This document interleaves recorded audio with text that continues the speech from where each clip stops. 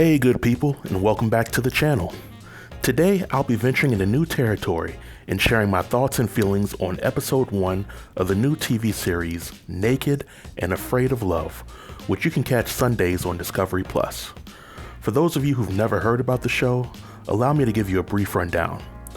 The show puts 8 men and 8 women on an island paradise while butterball naked.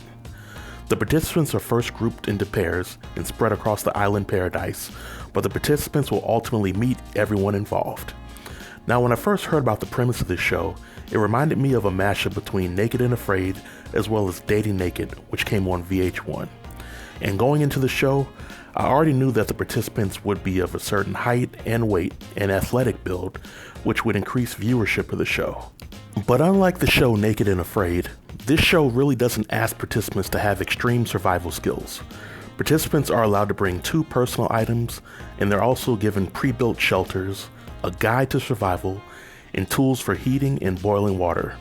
So let's dive right into the show. The show starts off with having participants Bennett and Candace paired together. My immediate reaction in seeing the 2 paired together was that there was some nervous energy between them, but as time went on, Candace and Bennett began to become more comfortable around each other. In my opinion, Candace has an amazing upbeat spirit to her, and she seemed comfortable in her skin. Bennett also did a great job of feeding off of her energy and helping her feel like she can be herself around him.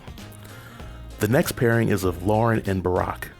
In my opinion, Lauren comes off as nice and gentle and also a free spirit, while Barack comes off as the stereotypical cocky and confident New Yorker. Things between the two were somewhat awkward at first, because Lauren immediately noticed that Barack had a boner. Barack tried to casually explain his stiffy to Lauren by acknowledging his attraction to her. I was also impressed how Lauren was a good sport about it. My initial reaction with these two was that I didn't see their personalities meshing well enough for them to be more than friends, but we shall see. The next pairing is of Ariel and Stefan. My initial reaction was that Ariel seemed to be down to earth with a little edge to her, and the chemistry she shared with Stefan was pretty organic. The one small nitpick that I have with Ariel is that she brought Garb with her to the island. The show is called Nekkid and Afraid of Love, and bringing materials to make clothes with kinda defeats the purpose of the show, and it's also unfair to other participants.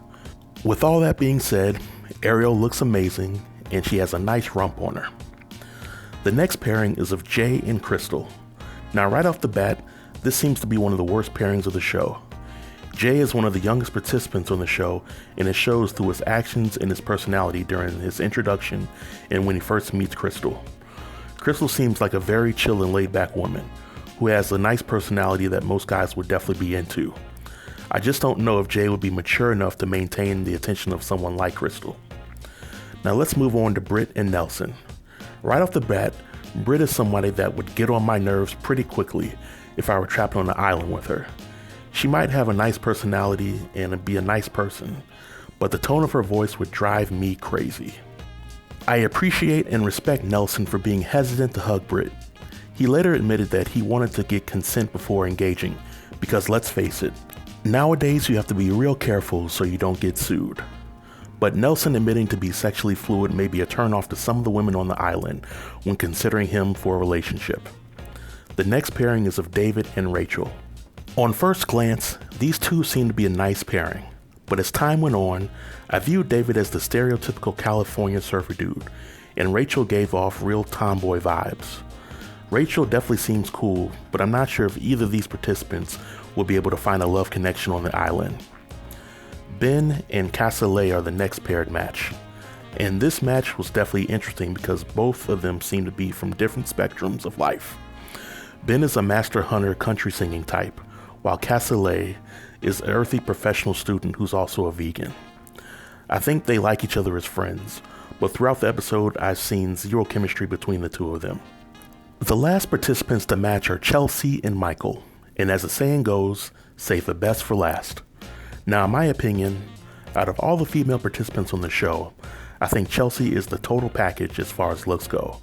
From head to toe, she's simply beautiful and flawless. However, she might be a little bit too shy for the guys that she aims to attract. Michael seems to be a good guy, and I'm sure he and Chelsea will have at least develop a good friendship on the show. This first episode has a runtime of over an hour and a half long, and over halfway into the episode, some of the paired couples begin the process of meeting one another. The first couples to meet one another are Bennett and Candace meeting Brit and Nelson. Now during this time, everyone seems to be pretty excited to meet one another.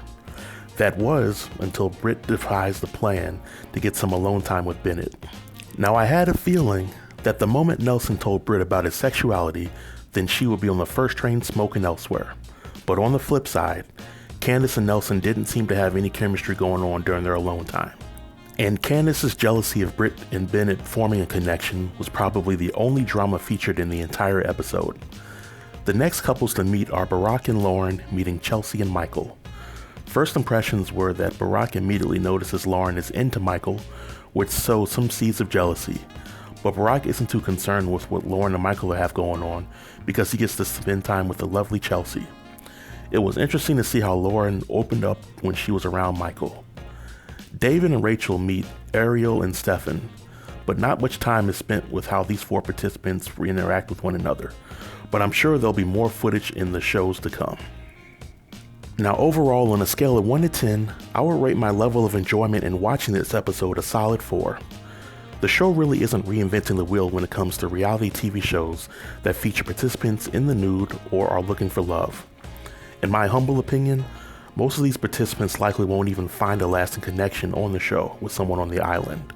And sure, there will be a few connections made amongst the participants, especially since they are without their cell phones, internet, and any form of modern entertainment during the duration of the show. So as of right now, I'll be generous and give the show one more episode to change my mind, but I can't in good faith recommend the show to anyone else. But we will see if things change going forward. Well folks, this marks the end of my review. I plan to post a review of episode 2 before the Sunday show, and if I'm impressed with the episode, I will continue watching and reviewing the series. So until next time, stay tuned and stay safe. Peace.